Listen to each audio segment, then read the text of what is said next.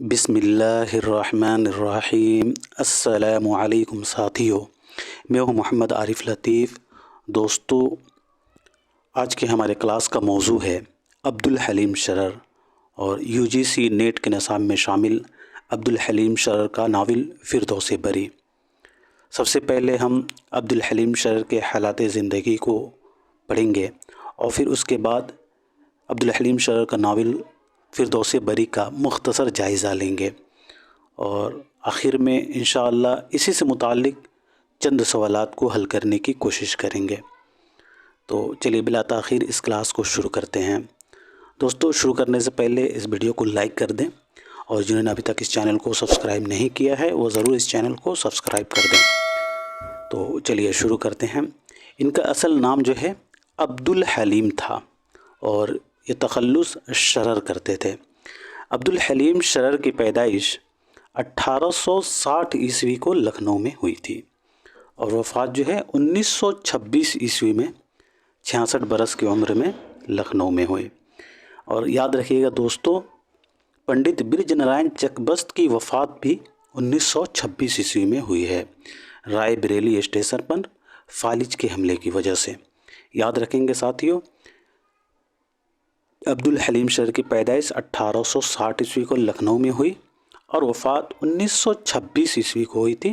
1926 عیسوی کو برج نارائن چکبست کی بھی وفات ہے۔ ریلیٹ کر کے یاد رکھیں گے، دونوں ایک ساتھ یاد رہے گا۔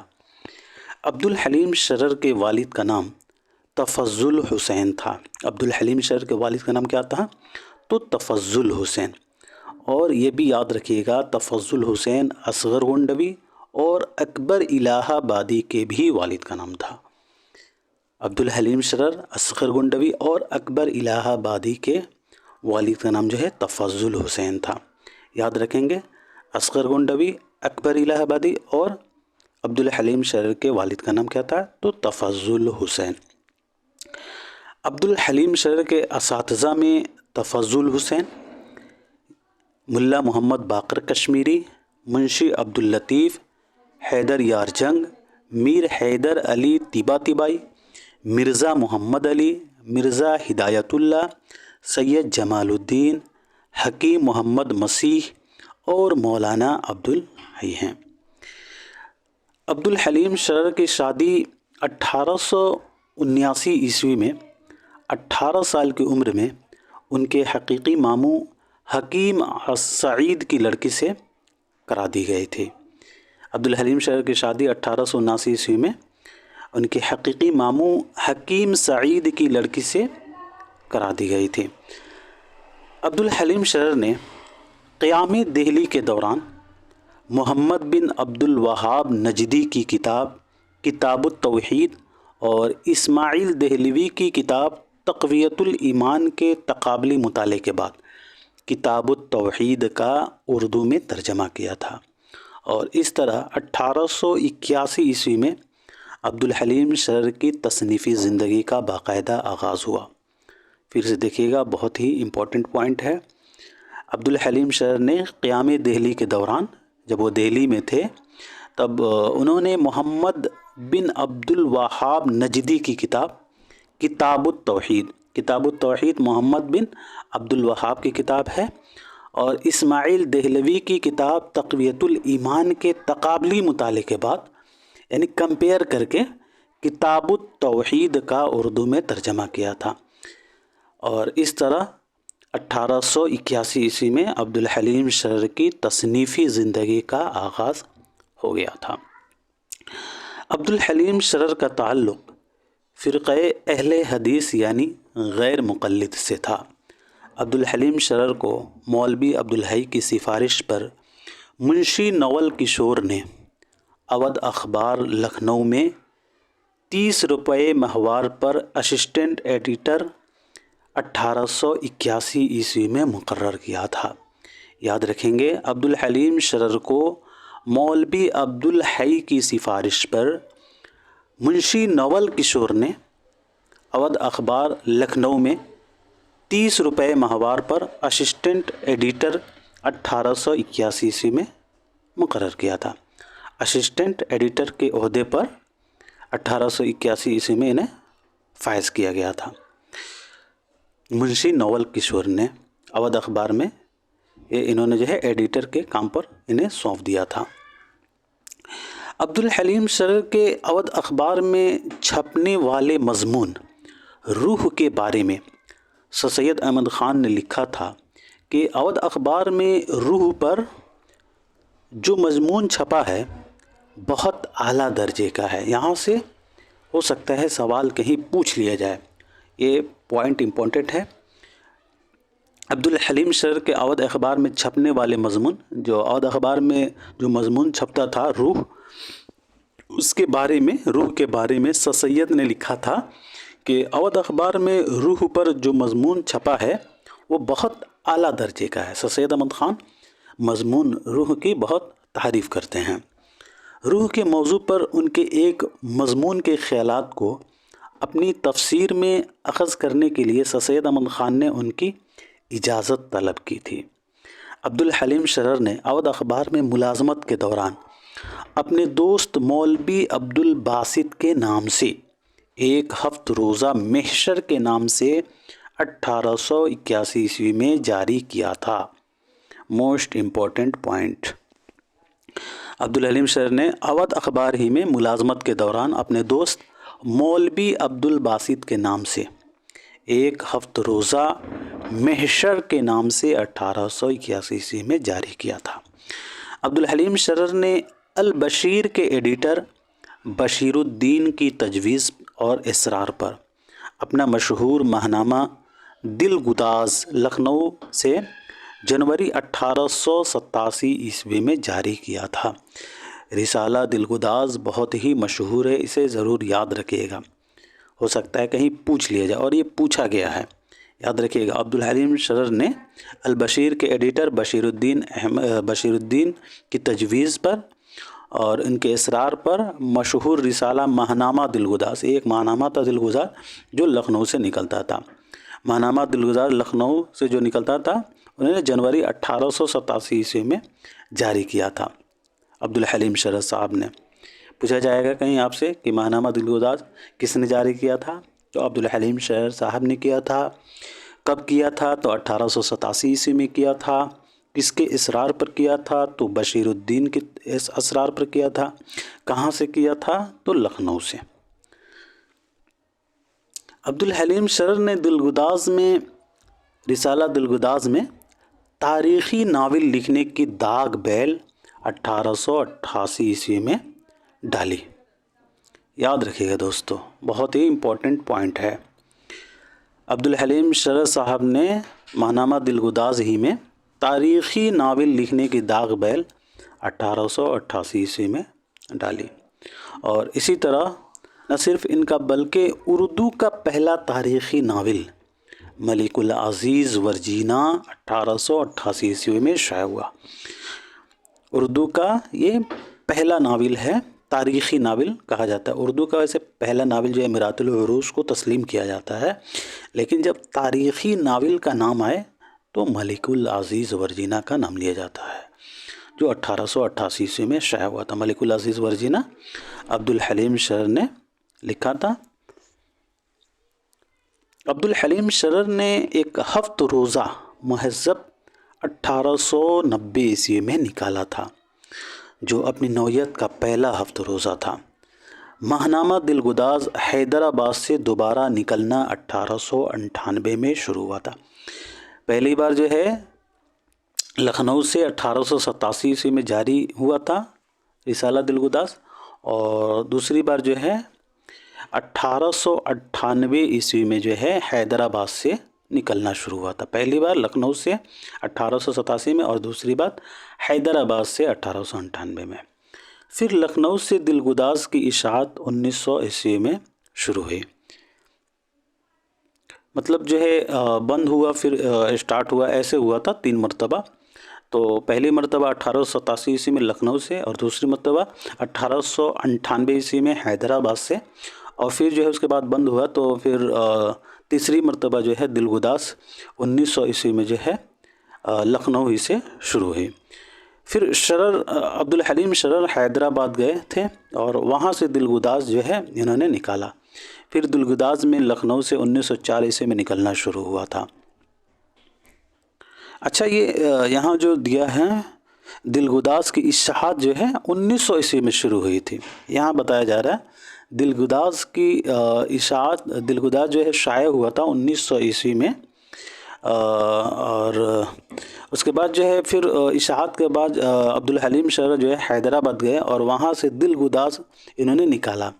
پھر جو ہے دلگداز میں لکھنؤ سے 1904 عیسوی میں نکلنا جو ہے شروع ہوا تھا۔ یہ دلگداز جو ہے لکھنؤ سے 1904 عیسوی میں نکلنا شروع ہوا تھا تیسری بار۔ اس طرح دلگداز کئی مرتبہ بند ہوا اور جاری ہوا، کبھی لکھنؤ سے تو کبھی حیدرآباد۔ تو آپ نے یہاں یاد رکھنا 1887 عیسوی میں پہلی بار دلگداز لکھنؤ سے جاری ہوا، پھر 1898 عیسوی میں دلگداز حیدرآباد سے، اور پھر اشاعت جو ہے 1900 عیسوی میں ہوئی تھی اس کی لکھنؤ سے، اور پھر تیسری مرتبہ 1904 عیسوی لکھنؤ سے جو ہے نکلنا شروع ہوا تھا رسالہ دلگداز۔ رسالہ دلگداز میں عبدالحلیم شرر نے پہلی بار آزاد نظم کے نمونے بھی پیش کیے اور اردو داں طبقہ کو انگریزی شعر و ادب کے نئے رجحانات سے متعارف کرایا تھا۔ یاد رکھیے گا، بہت ہی امپورٹنٹ پوائنٹ ہے۔ رسالہ دلگداز میں عبدالحلیم شرر صاحب نے پہلی بار آزاد نظم کے نمونے پیش کیے تھے۔ پوچھ لیا جائے گا کہ کس نے رسالہ دلگداز میں آزاد نظم کے نمونے پیش کیے، تو عبدالحلیم شرر صاحب نے رسالہ دلگداز میں پہلی بار آزاد نظم کے نمونے پیش کیے اور اردو داں طبقہ کو انگریزی شعر و ادب کے نئے رجحانات سے متعارف کرایا۔ پنڈت برج نارائن چکبست نے دیا شنکر نسیم کی مثنوی گلزار نسیم از نو مرتب کر کے شائع کرائی تھی، اور اس پر دلگداز میں تبصرہ کرتے ہوئے شرر نے لکھا تھا کہ اس مثنوی میں جو بھی چھپا ہے اس کا کریڈٹ نسیم کے استاد یعنی آتش کو جاتا ہے، اور زبان کی جو خرابی اور مثنوی میں جو ابتذال ہے اس کے لیے نسیم ذمہ دار ہیں۔ اس پر دونوں طرف سے گرما گرم بحث ہوئی۔ اودھ پنچ میں شرر کا مذاق اڑ گیا، لیکن معاملہ انشا اور مصیفی یا آتش و ناسخ کے معرکوں کی حد تک نہیں پہنچا۔ پھر سے دیکھیے گا، یہ پوائنٹ بہت امپورٹنٹ ہے دوستو۔ چکبست نے دیا شنکر نسیم کی مثنوی گلزار نسیم کو مرتب کر کے شائع کیا تھا۔ چکبست نے کیا تھا دیا شنکر نسیم کی مثنوی گلزار نسیم کو، اور پھر جو ہے اسی پر دلگداز میں تبصرہ کرتے ہوئے عبدالحلیم شرر نے لکھا کہ اس مثنوی میں جو بھی چھپا ہے، یعنی جو بھی، یہ اچھا لکھا ہے یہاں پہ، جو بھی چھپا ہے یا جو بھی اچھا ہے آپ کہہ سکتے ہیں، اس مثنوی میں جو بھی اچھا ہے اس کا کریڈٹ جو ہے نسیم کے استاد آتش کو جاتا ہے، اور زبان کی جو خرابی اور مثنوی میں جو ابتذال ہے اس کے لیے نسیم ذمہ دار ہیں۔ اس پر دونوں طرف سے گرما گرمی شروع ہو جاتی ہے، اور اودھ پنچ میں شرر کا مذاق بھی اڑ گیا تھا، لیکن معاملہ انشا اور مصیفی یا آتش و ناسخ کے محرکوں کی حد تک نہیں پہنچا۔ محمد علی جوہر نے عبدالحلیم شرر کو اپنے روزنامے ہمدرد کا ایڈیٹر 200 روپے ماہوار پر 1912 عیسوی میں مقرر کیا۔ یاد رکھیے گا، محمد علی جوہر نے عبدالحلیم شرر کو اپنے روزنامے ہمدرد کا ایڈیٹر پر جو ہے اپنے روزنامے ہمدرد کا بطور ایڈیٹر 200 روپے ماہوار پر 1912 عیسوی میں مقرر کیا۔ عبدالحلیم شرر نے اپنے ناولوں کے ذریعے تاریخ اسلام کو زندہ کیا ہے۔ 1886 عیسوی میں عبدالحلیم شرر نے بنکم چندر چٹرجی کے مشہور ناول درگیش نندنی کے انگریزی ترجمہ کو اردو میں منتقل کیا تھا۔ یاد رکھیے گا، 1886 عیسوی میں عبدالحلیم شرر صاحب نے بنکم چندر چٹرجی کے مشہور ناول दरगेश नंदनी के अंग्रेज़ी तर्जमा को, दरगेश नंदनी ये अंग्रेज़ी में लिखा गया था किताब, और ये किताब जो है बंकम चंद्र चटर्जी का है, और इसको जो है उर्दू में जो है इन्होंने जो है मुंतकिल किया था अब्दुल हलीम शरर साहब ने। अब्दुल हलीम शरर ने तारीख़ी किताब सकीना बिन्त हुसैन लिखी तो हैदराबाद में उनकी सख्त मुखालिफत हुई और उनको वहाँ से निकलना पड़ा था। याद रखिएगा 1886 ईस्वी में अब्दुल हलीम शरर ने बंकम चंद्र चटर्जी के मशहूर नावल दरगेश नंदनी के अंग्रेज़ी से उर्दू में तर्जमा किया था, अंग्रेज़ी तर्जमा को उर्दू में मुंतकिल किया, और फिर अब्दुल हलीम शरर ने तारीख़ी किताब सकीना बिन्त हुसैन लिखी। सकीना बिन्त हुसैन जब इन्होंने लिखी तो हैदराबाद में उनकी सख्त मुखालिफत हुई और अब्दुल हलीम शरर को वहाँ से निकलना पड़ गया। लखनऊ वापस आकर उन्होंने दिलगुदास के साथ एक 15 रोज़ा पर्दाए इस्मत भी जारी किया था। अच्छा, पर्दाए इस्मत भी याद रखिएगा, ये अभी तक तो पूछा नहीं गया लेकिन हो सकता है आइंदा कहीं पूछ लिया जाए। जब अब्दुल हलीम शरर जो है सकीना बिन्त हुसैन लिखे थे हैदराबाद में तो वहाँ उनकी सख्त मुखालिफत की गई, और फिर वहाँ से जब वो आए लखनऊ तो उन्होंने दिलगुदाज ही में, रिसाला दिलगुदाज ही में एक 15 रोज़ा पर्दाए इस्मत जारी किए थे। अब्दुल हलीम शरर मंजूम ड्रामा निगारी और आज़ाद नज़्म के पुरजोश मुबल्लिग हैं। याद रखिएगा, अब्दुल हलीम शरर मंजूम ड्रामा निगारी और आज़ाद यानी बेकाफ़िया नज़्म के पुरजोश मुबल्लिग हैं उर्दू में। और अब्दुल हलीम शरर का ख़्याल था कि जो काम नज़्म मुअर्रा से लिया जा सकता है वो गज़ल समेत किसी शेरी हैयत से नहीं लिया जा सकता। मोस्ट इम्पोर्टेंट पॉइंट है दोस्तों। अब्दुल हलीम शरर का ख्याल था कि जो काम नज़्म मुअर्रा से लिया जा सकता है वह गज़ल समेत किसी शेरी हैयत से नहीं लिया जा सकता। अब्दुल हलीम शरर के नज़दीक रदीफ़ तो शायर के पैर की बेड़ी है ही, काफ़िया भी उसके तख़य्युल पर पाबंदियाँ लगाता है। अब्दुल हलीम शरर के नज़दीक रदीफ़ तो शायर के पैर की बेड़ी है ही, काफ़िया भी उसके तख़य्युल पर पाबंदियाँ लगाता है। अब्दुल हलीम शरर उर्दू की उर्दूयत पर ज़ोर देते हैं।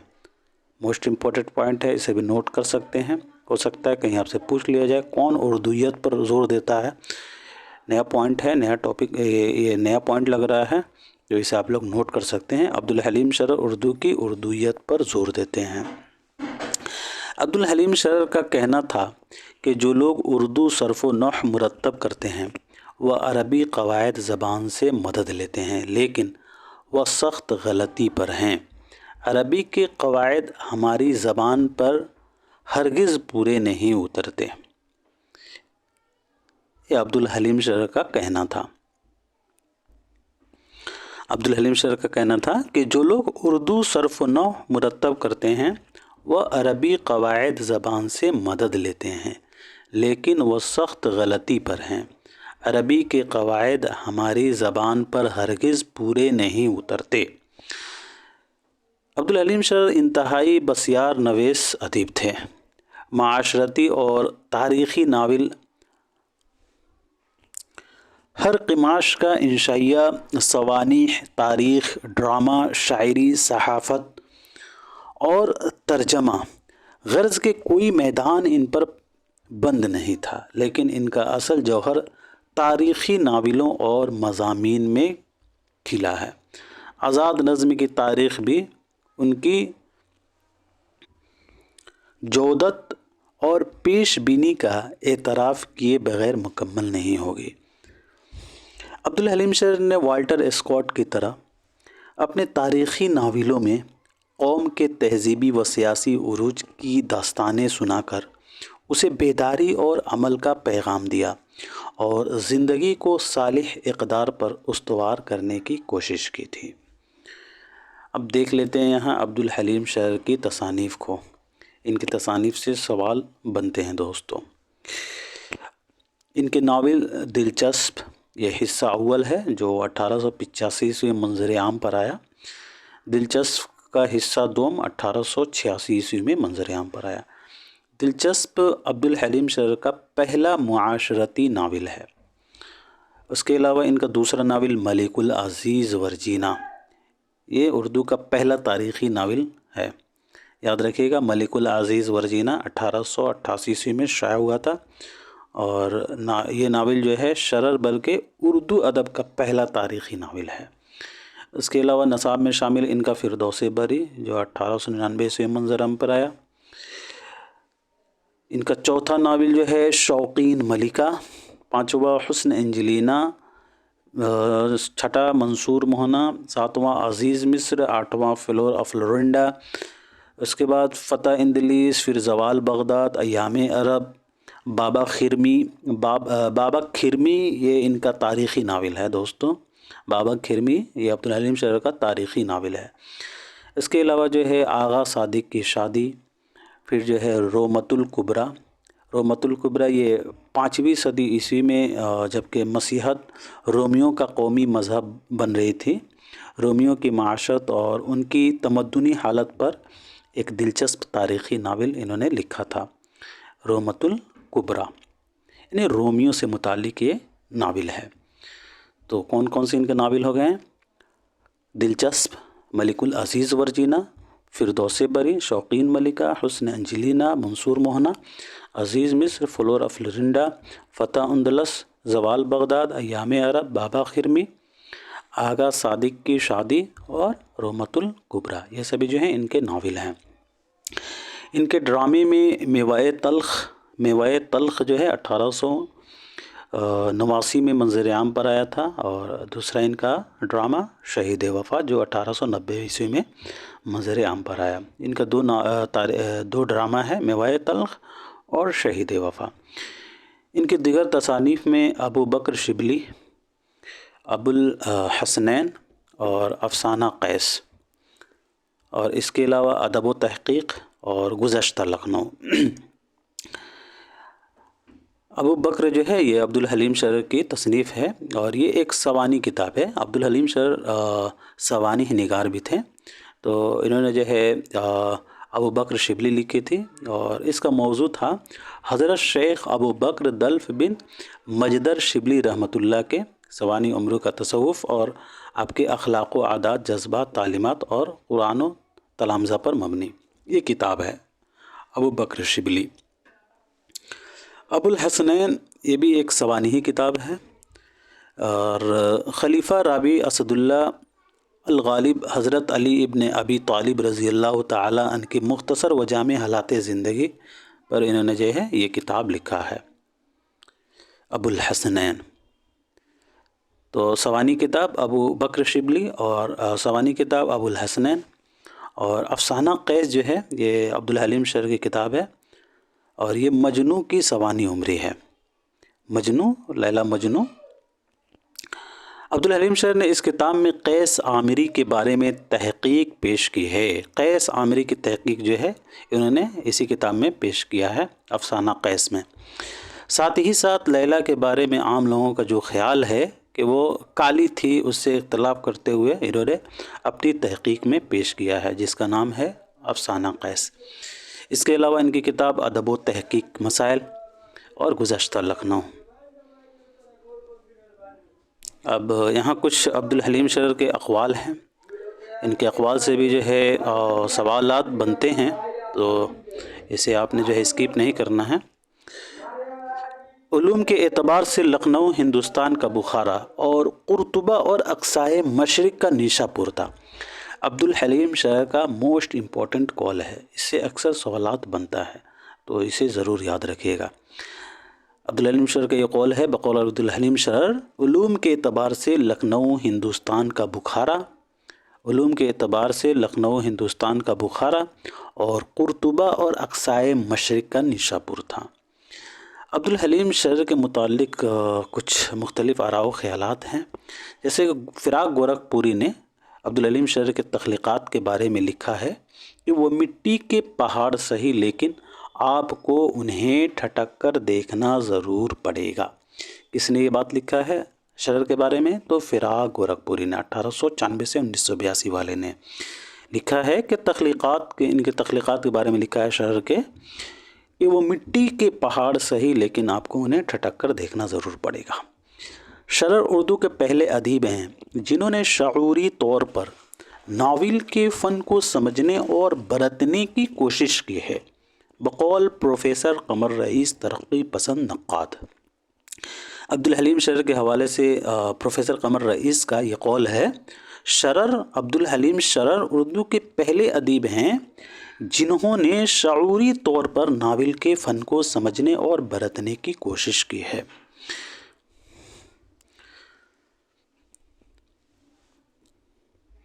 अब्दुल हलीम शरर का एक खुतबा है, अगर आप उर्दू ज़बान के सच्चे हमदर्द हैं तो हिंदू मुसलमानों में इत्तफ़ाक़ पैदा करने की कोशिश कीजिए, वरना वही अंजाम होगा जो माँ बाप की बाहमी लड़ाई और झगड़े फसाद से उनके बच्चों का होता है। ये खुतबा जो है अब्दुल हलीम शरर का है, मोस्ट इम्पॉर्टेंट है, याद रखिएगा, हो सकता है कहीं आइंदा ये पूछ लिया जाए।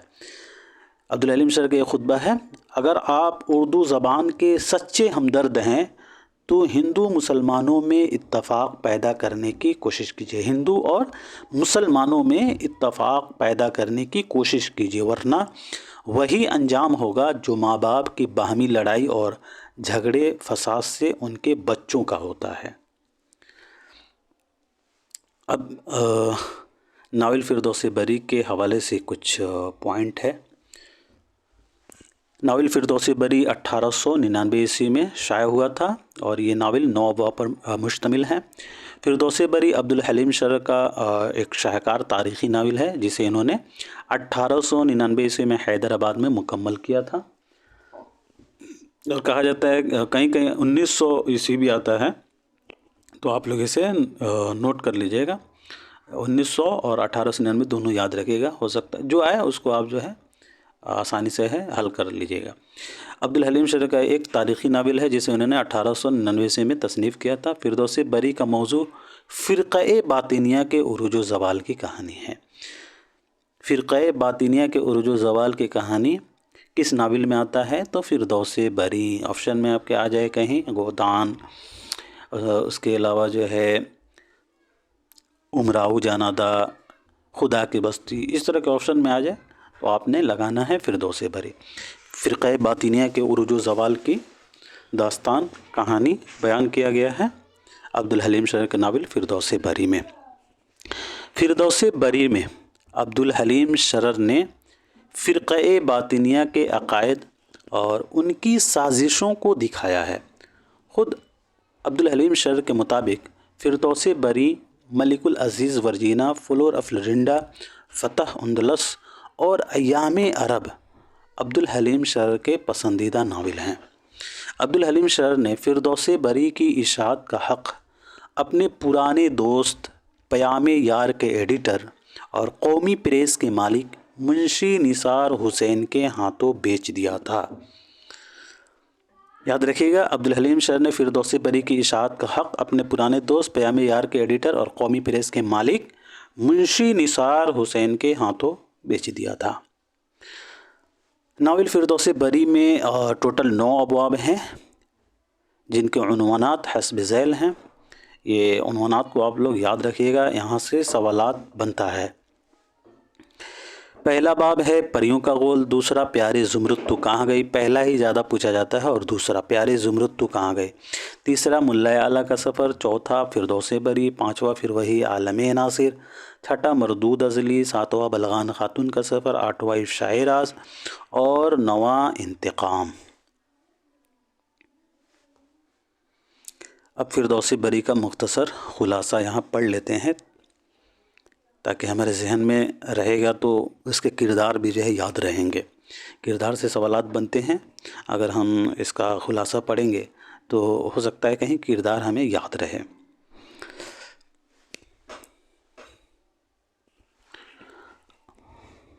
अब्दुल हलीम शरर फिरदौस बरी का आगाज़ उस ज़मानी तायुन के साथ करते हैं।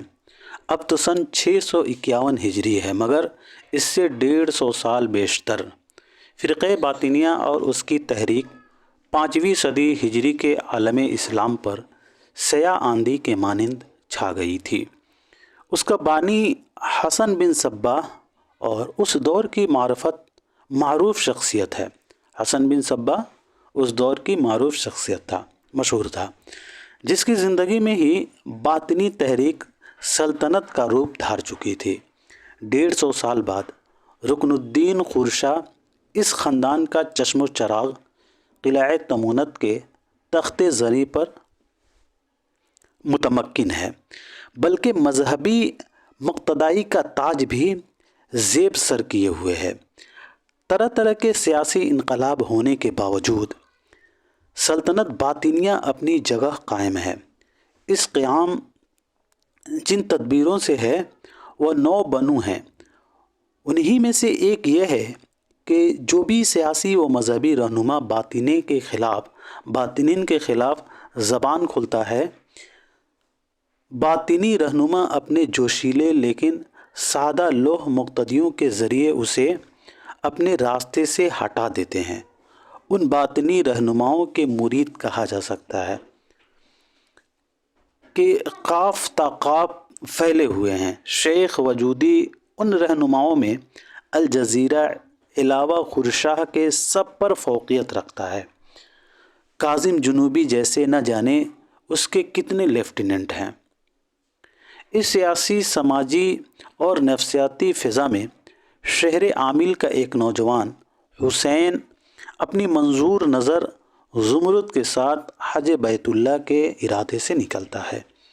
کوہ طالقان کے دامن میں نہرو ویران جان کے کنارے ایک دشوار گزار گھاٹی کو عبور کر کے یہ جوڑا اس مرغزار میں پہنچتا ہے۔ مرغزار کہتے ہیں ایک طرح کا جگہ ہے جس کے متعلق مشہور ہے کہ یہاں پریوں کے غول پھرا کرتے ہیں، اور پریوں کے ان غولوں کے ہاتھوں میں زمرد کا بھائی موسیٰ ہے، وہی ہیں۔ قبر میں لیٹا موت کی گہری نیند سو رہا ہے۔ زمرد بھائی کی قبر پر فاتحہ پڑھنے بغیر آگے نہیں جا سکتی، اور جب فاتحہ پڑھ چکتی ہے تو پریوں کا غول نظر آتا ہے۔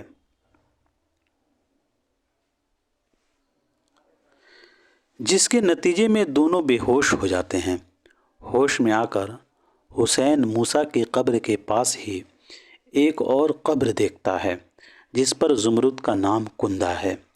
رد عمل کے طور پر حسین غم و اندوہ سے زندہ در گور ہو جاتا ہے اور فیصلہ کرتا ہے کہ اسی قبر پر رو رو کر اپنا بھی خاتمہ کر لے گا۔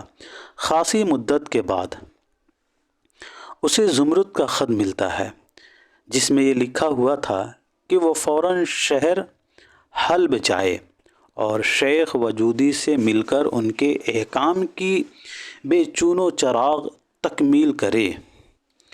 بے چون و چراغ کا مطلب ہوتا ہے بغیر پس و پیش، یعنی بغیر بلا عذر بلا حجت کے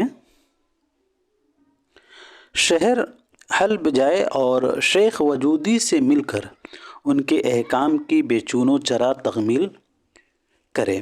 حسین زمرد کے اس جنت سے آئے خط کو دیکھ کر شیخ وجودی کی بارگاہ میں پہنچتا ہے اور شیخ وجودی کے اشارے اور کہنے پر اپنے چچا امام نجم الدین نیشا پوری کو قتل کر ڈالتا ہے۔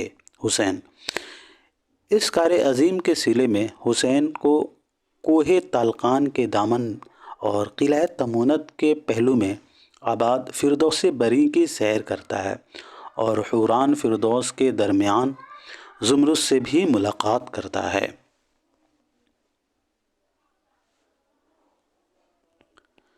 کار پردازان فردوس بری حشیش پلا کر نہایت ہوشیاری سے حسین کو جلد عالم ناصر میں پہنچا دیتے ہیں۔ کار پردازان خانہ کا مطلب ہوتا ہے ٹمٹمانے والا گھر، اور حشیش کا مطلب ہوتا ہے خشک پتے یا گھاس۔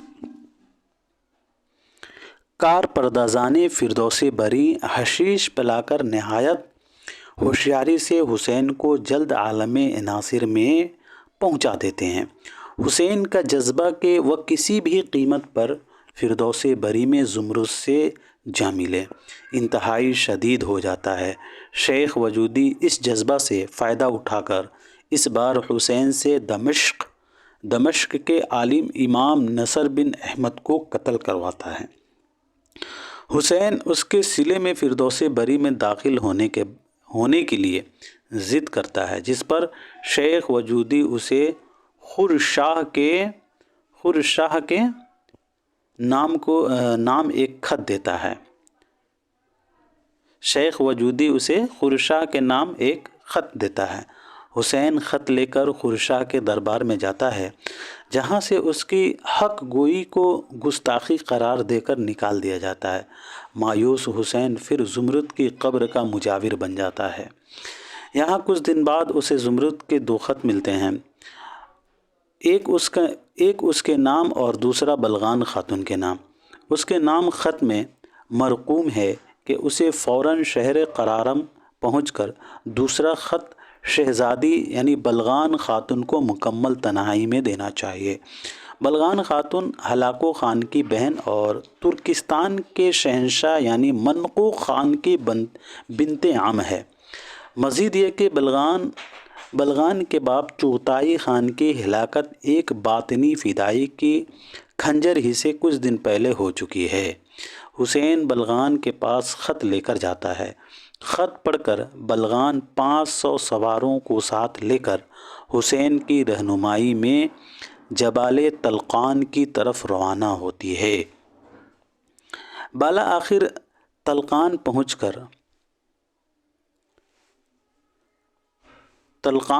کر موسیٰ اور زمرد کے قبر کے پاس پہنچتی ہے اور پھر فردوس بری کے خفیفہ دروازے پر جا پہنچتی ہے۔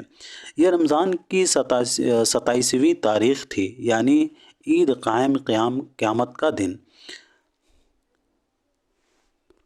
در و نزدیک کے تمام رہنما شیخ وجودی، کاظم جنوبی اور تمام حوران و غلمان بہشتی قریب ہی قلعہ تمونت میں موجود تھے، جہاں خورشاہ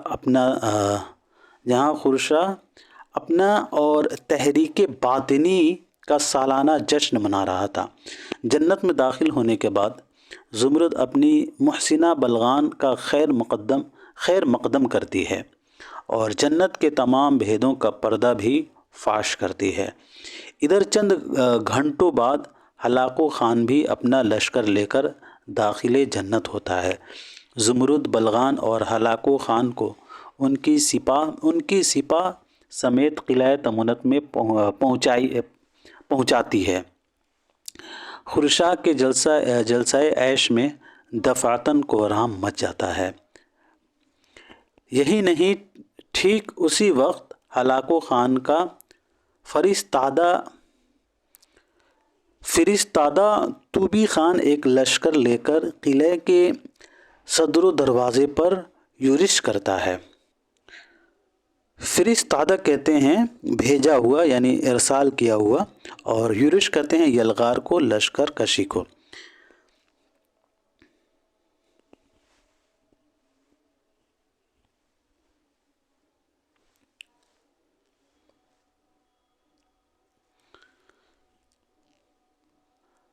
یورش کرتا ہے اور کاظم جنوبی کیفر کردار کو پہنچتا ہے۔ کیفر کہتے ہیں بدوی کا عوض، برائی کا بدلہ۔ اور شیخ وجودی کی موت واقعی عبرت خیز ہوتی ہے۔ خورشاہ کی بے کسی اس کی جان بخشی کراتی ہے اور اسے زندہ نمونہ عبرت بنانے کے لیے ترکستان بھیج دیا جاتا ہے، اور یوں اس فردوس بری اس ملۂ اعلیٰ کو زمین کے ساتھ ہموار کر دیا جاتا ہے۔ باطنیت کی شہرک کٹ جاتی ہے۔ قلعہ تمونت خالی ہونے سے پہلے شیخ نصر الدین توسی زمرد اور حسین کا نکاح پڑھاتے ہیں۔ بعد ازاں یہ دونوں حج کے لیے روانہ ہوتے ہیں، واپس آ کر کچھ دن عامل میں رہتے ہیں اور پھر باقی ماندہ زندگی قرارم پہنچ کر بلغان کے پاس گزارتے ہیں۔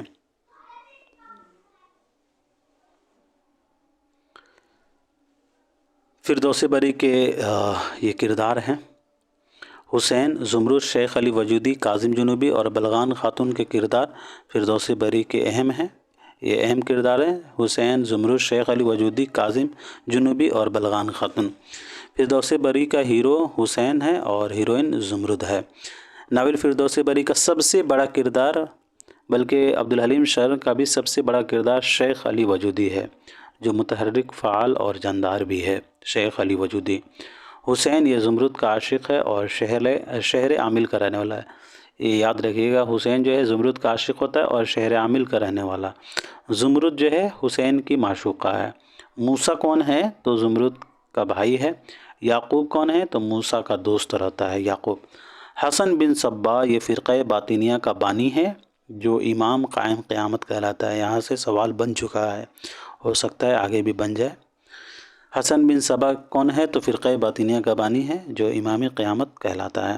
رکن الدین خورشہ یہ باطنیوں کا رہنما ہے، اور شیخ علی وجودی یہ بھی باطنیوں کا رہنما ہوتا ہے، رکن الدین کی طرح۔ کاظم جنوبی جو کہ فقیر ہے اور شیخ علی وجودی کا لیفٹیننٹ ہے۔ یاد رکھیے کاظم جنوبی کون ہے؟ تو ایک فقیر ہوتا ہے اور یہ شیخ علی وجودی کا لیفٹیننٹ رہتا ہے۔ امام نجم الدین نیشاپوری یہ حسین کے چچا ہوتے ہیں، جسے حسین قتل کرتا ہے۔ انہیں قتل کرتا ہے، انہیں کرتا ہے جی۔ امام نصر بن احمد دمشق کا عالم ہے، اور ان دونوں کا قتل حسین ہی کرتا ہے۔ امام نجم الدین نیشاپوری اور امام نصر بن احمد کو جو ہے حسین جو ہے قتل کرتا ہے۔ بلغان خاتون ہلاکو خان اور منقو خان کی بہن اور چغتائی خان کی بیٹی ہے۔ ہلاکو خان کون ہے؟ تو یہ یلغان خاتون کا بھائی ہے۔ منقو خان یہ بلغان خاتون کا بھائی ہے اور ترکستان کا شہنشاہ ہے منقو خان۔ یاد رکھیے گا، ترکستان کا شہنشاہ ہے منقو خان۔ چغتائی خان بلغان خاتون کا باپ ہے، جس کا قتل دیدار نے کیا تھا۔ طوبی خان یہ منقو خان کا بیٹا رہتا ہے۔ مرجان یہ ایک حور ہے، اور نصیر الدین توسی جو ہے جس نے حسین اور زمرد کا نکاح پڑھایا تھا۔ فردوس بری کے دیگر کردار میں دیداد، نزار بن منتصر فاطمہ، شیخ الجب جسے طور مانی کہتے ہیں۔ فردوس بری میں قابل ذکر مقامات شہر خلیل ہے۔ شہر خلیل ایک شہر ہے جس کے متعلق مشہور ہے کہ اس میں حضرت یعقوب اور حضرت موسیٰ کے مجسمے موجود ہیں۔ شہر خلیل کیا ہے؟ تو ایک شہر ہے جس کے متعلق یہ مشہور ہے کہ اس میں حضرت یعقوب اور حضرت موسیٰ کے مجسمے موجود ہیں، شہر خلیل میں۔ کوہ وجدی یہ خدا شناس افراد کا مسکن ہے۔ کوہ البرز ایک پہاڑ ہے جہاں پریاں غول در غول آتی ہیں۔ قرارم یہ تاتریوں کا دارالسلطنت ہے۔ یہ یاد رکھیے گا، قرارم کیا ہے؟ تو تاتریوں کا دارالسلطنت۔ اس کے دیگر مقامات کوہ تلقان، قلعہ تمونت، مساجد شمادین۔ یہ پوچھا جاتا ہے کوہ تلقان کس ناول میں آیا ہے؟ تو فردوس بری۔ قلعہ تمونت بھی پوچھا جاتا ہے، ہو سکتا ہے یہ نہیں پوچھا گیا میرے خیال سے مسجد شماتین، تو ہو سکتا ہے اگلی دفعہ کہیں یہ پوچھ لیا جائے۔ مسجد شماتین جو ہے یہ فردوس بری میں آیا ہے۔ یہ سبھی مقامات ہیں۔ اب یہاں جو ہے سوالات و جوابات کرتے ہیں۔ سوال ہے، پہلا سوال ہے اسی کے تعلق سے ہے، عبدالحلیم شرر کی کون سی تصنیف تہذیبی تاریخ کا درجہ رکھتی ہے؟ عبدالحلیم شرر کی کون سی تصنیف ہے جو تہذیبی تاریخ کا درجہ رکھتی ہے؟ جی، تو پہلا سوال کا صحیح جواب بتا دیجئے گا۔ جی دوستو، تو اس سوال کا صحیح جواب ہو جائے گا فردوس بری 1899۔ بڑھتے ہیں سوال نمبر دوسرے کی طرف۔ ان میں سے کون سی عبدالحلیم شرر کی تصنیف ہے؟ گزشتہ لکھنؤ، فسانہ آزاد، امراؤ جندا یا پھر رویائے صادقہ؟ جی دوستو، تو اس سوال کا صحیح جواب ہو جائے گا گزشتہ لکھنؤ۔ فسانہ آزاد کن کا ہے؟ تو پنڈت رتن ناتھ سرشار کا ناول ہے۔ امراؤ جان مرزا ہادی رسوا کا، اور رویائے صادقہ کن کا ہے؟ تو ڈپٹی نذیر احمد کا۔ بڑھتے ہیں سوال نمبر تیسرے کی طرف۔ شیخ وجودی کس کے ناول کا کردار ہے؟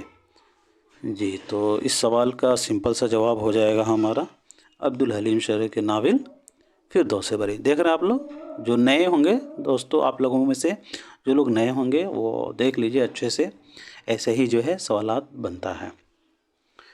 چلیے اب یہاں بات کر لیتے ہیں شوکت صدیقی کے بارے میں. تو شوکت صدیقی کی پیدائش 1923 عیسوی کو لکھنؤ میں، وفات 2006 عیسوی کو کراچی میں. رتنا سرشار کی پیدائش 1840 کو اور وفات 1902 عیسوی کو حیدرآباد میں. عبداللہ حسین کی پیدائش 1931 عیسوی کو راولپنڈی میں اور وفات 2015 عیسوی کو لاہور میں. سوال نمبر 4 دیکھیے گا، ذیل میں سے کون سا ناول تاریخی ناول ہے؟ جی تو سوال نمبر 4 کا صحیح جواب ہو جائے گا فردوس بری. خط تقدیر جو ہے یہ کریم الدین کا ہے اور اس کے ناشر ہیں محمود الہی. خط تقدیر کا مصنف کون ہے؟ تو کریم الدین اور ناشر محمود الہی. ابن الوقت تو آپ لوگوں کو معلوم ہی ہوگا، یہ نذیر احمد کا ہے اور ایک چادر میلی سی راجندر سنگھ بیدی کا ناول ہے. سوال نمبر 5 دیکھیے گا، ان میں سے کس مصنف نے تاریخی ناول نگاری میں نام پیدا کیا ہے؟ جی تو اس سوال کا صحیح جواب ہو جائے گا ہمارا عبدالحلیم شرر.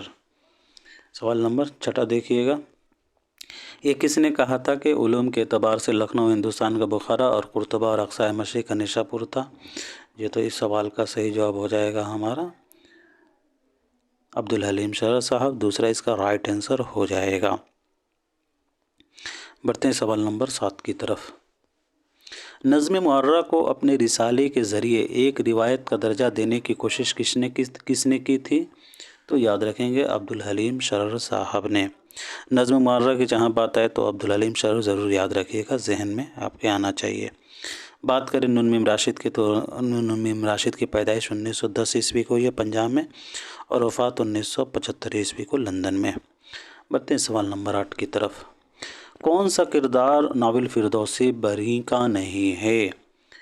جی تو سوال نمبر 8 کا صحیح جواب بتا دیجیے گا. جی دوستو تو طارق جو ہے یہ فردوس بری کا نہیں ہے. اس کے علاوہ حسین، منقو خان، زمرد یہ فردوس بری کے کردار ہیں.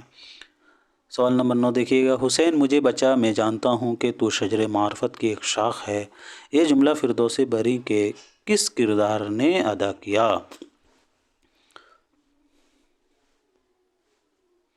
جی تو سوال نمبر 9 کا ہمارا صحیح جواب ہو جائے گا دوستو شیخ علی وجودی. حسین مجھے بچا میں جانتا ہوں کہ تو شجر معرفت کی ایک شاخ ہے، یہ جملہ فردوس بری کے کردار شیخ علی وجودی نے ادا کیا ہے.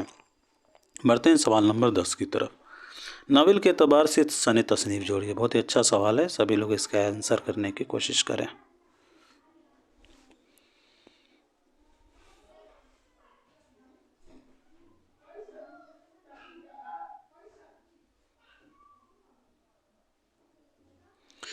جی دوستو تو سوال نمبر 10 کا ہمارا صحیح جواب ہو جائے گا دوسرا. پہلا یہاں ہے، دوسرا یہ ہو گیا. فردوس بری امراؤ جانا تھا، یہ 1899 سے منظر عام پر ہے. گودان ناول کے تصنیف جوڑنا ہے تو جی گودان ہو جائے گا 1935 تصنیف یعنی لکھا گیا. اور ٹیڑھی لکیر جو ہے کب منظر عام پر آیا دوستو؟ ٹیڑھی لکیر تو 1944. کب لکھا گیا؟ تو 1944. اور ایک چادر میلی سی، جی تو ایک چادر میلی سی 1960 اور اداس نسلیں 1961. دوسرا اس کا رائٹ آنسر ہو جائے گا. چلیے جی. اور گودان جو ہے 1936 عیسوی میں شائع ہوئی ہے ہندی میں اور 1937 عیسوی میں اردو میں شائع ہوئی ہے جامعہ سے. بڑھتے ہیں سوال نمبر 11 کی طرف. کون کس کا کیا ہے جوڑیے.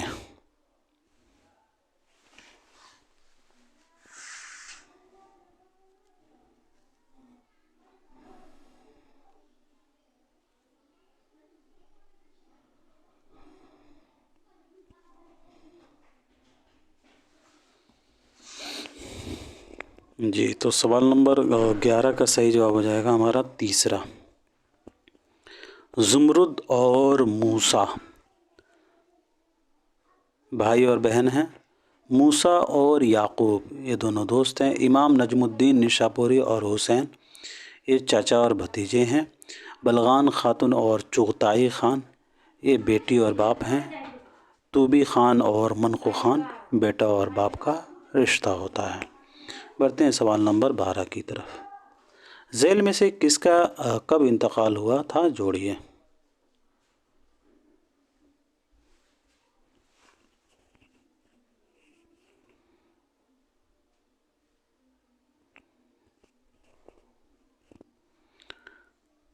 جی سوال نمبر 12 کا صحیح جواب ہو جائے گا دوسرا۔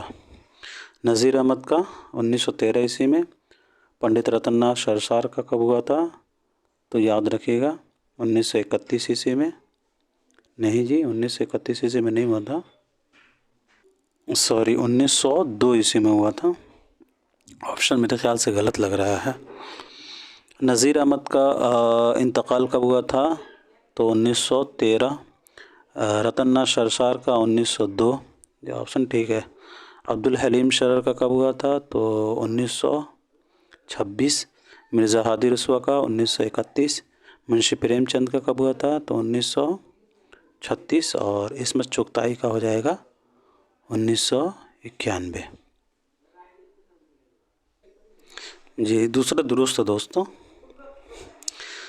بڑھتے ہیں سوال نمبر 13 کی طرف۔ ذیل میں سے فردوس بری کے کرداروں کے 2 زمرے صحیح ہیں اور 2 غلط۔ 2 صحیح زمرے کی نشاندہی کیجیے۔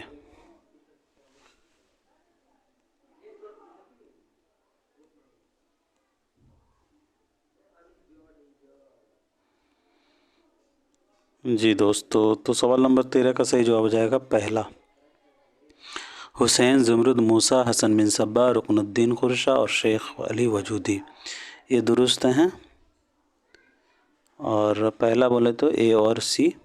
بلغان خاتون، ہلاکو خان، منکو خان، مرجان، کاظم جنوبی اور امام نصر بن احمد، اے اور سی والے جو زمرے ہیں یہ درست ہیں۔ چغتائی خان، یعقوب، نظر بن منتصر، فاطمہ، نواب جعفر علی، جی پیر بخش کا کردار اس میں نہیں آتا ہے تو یہ غلط ہو جائے گا۔ اور امام نجم الدین یہ تو ہے، فردوس بری کردار یہ بھی ہیں۔ کریم الدین البانی، سیف الدین یہ نہیں ہیں، تو اس لیے یہاں ڈی اور بی غلط ہوگا، اے اور سی اس کا رائٹ آنسر ہو جائے گا۔ بڑھتے ہیں سوال نمبر 14 کی طرف۔ ناول فردوس بری میں کتنے ابواب ہیں؟ جی تو سوال نمبر 14 کا صحیح جواب ہو جائے گا ہمارا 9۔ 15 دیکھیے گا سوال نمبر۔ ذیل کے بیانات پر غور کیجیے اور صحیح بیانات کو نشاندہی کیجیے۔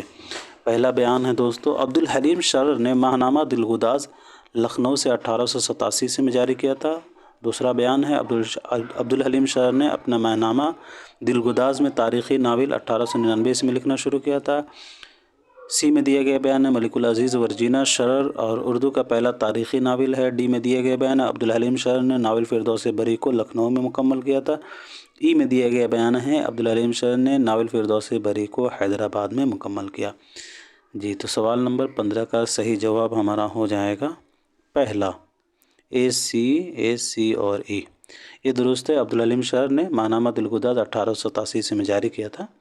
ملک العزیز ورجینہ شرر اور اردو کا پہلا تاریخی ناول ہے، اور عبدالحلیم شرر نے ناول فردوس بری کو حیدرآباد میں مکمل کیا تھا، یہ درست ہے۔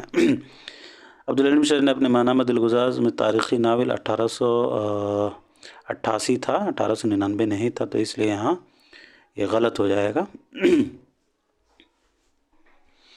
اور عبدالحلیم شرر نے ناول فردوس بری کو 1899 کا حیدرآباد میں مکمل کیا تھا، اور یہاں جو عبدالحلیم شرر نے ناول فردوس بری لکھنؤ میں مکمل کیا تھا غلط ہو جائے گا، حیدرآباد میں مکمل کیا تھا۔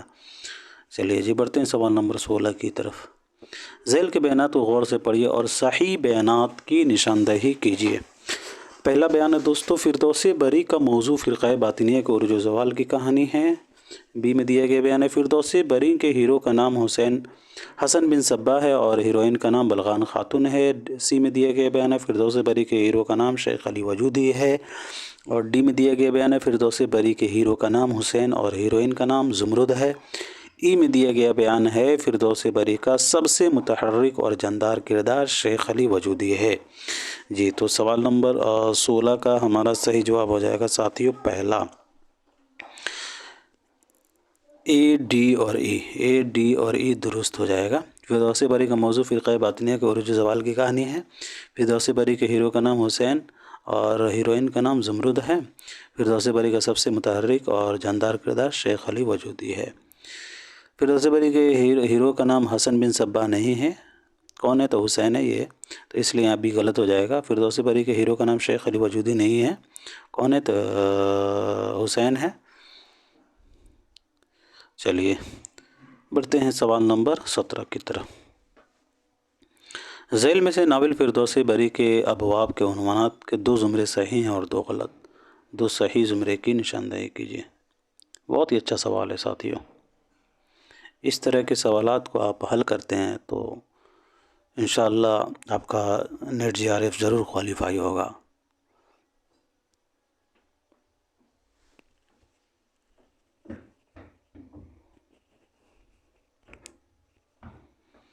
جی تو سوال نمبر 17 کا صحیح جواب ہو جائے گا پہلا،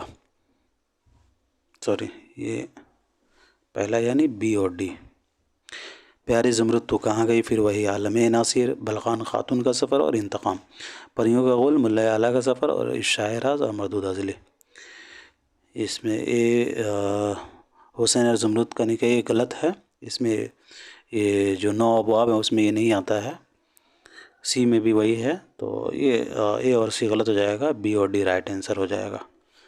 بڑھتے ہیں سوال نمبر 18 کی طرف۔ عبدالحلیم شر کی پیدائش کب ہوئی ہے؟ تو اس سوال کا صحیح جواب ہو جائے گا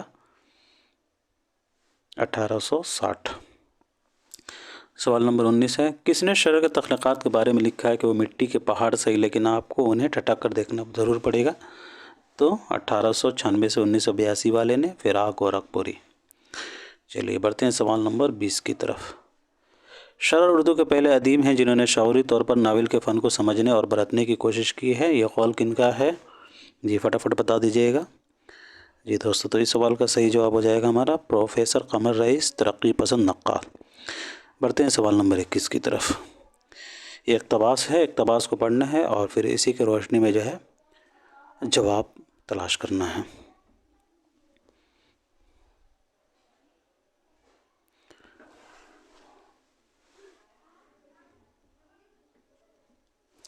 آپ لوگ جو ہے پوز کر کے جو ہے پڑھ سکتے ہیں، اس کا سوال یہاں دیکھ سکتے ہیں آپ۔ درج ذیل بالا اقتباس کی روشنی میں بتائیے کہ قلعہ تمونت کے فاٹک پر حسین کو کیوں روکا گیا تھا؟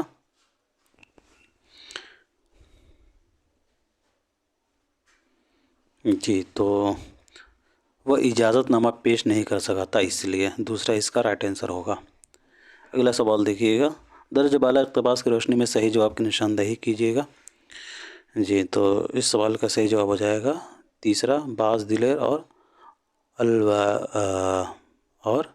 اوال عزم حملہ واروں نے ایک مرتبہ یہاں کی پولیٹیکل قوت کو ضرور پہنچا۔ بڑھتے ہیں سوال نمبر 23 کی طرف۔ مندرجہ بالا اقتباس کے حوالے سے صحیح واقعہ کی نشاندہی کیجیے۔ جی تو سوال نمبر 23 کا صحیح جواب ہو جائے گا دوسرا، حسین کو قلعہ تمونت کے فاٹک پر روکا گیا تھا۔ سوال نمبر 24 دیکھیے گا، مندرجہ بالا اقتباس کی روشنی میں صحیح بیان کی نشاندہی کیجیے۔ جی تو سوال نمبر 24 کا ہمارا صحیح جواب ہو جائے گا پہلا، قلعہ دار کے پاس بھیجا گیا خط شیخ علی وجودی نے لکھ دیا تھا۔ آج کا ہمارا آخری سوال ہے دوستوں، دیے گئے اقتباس کی روشنی میں درست جواب کی نشاندہی کیجیے۔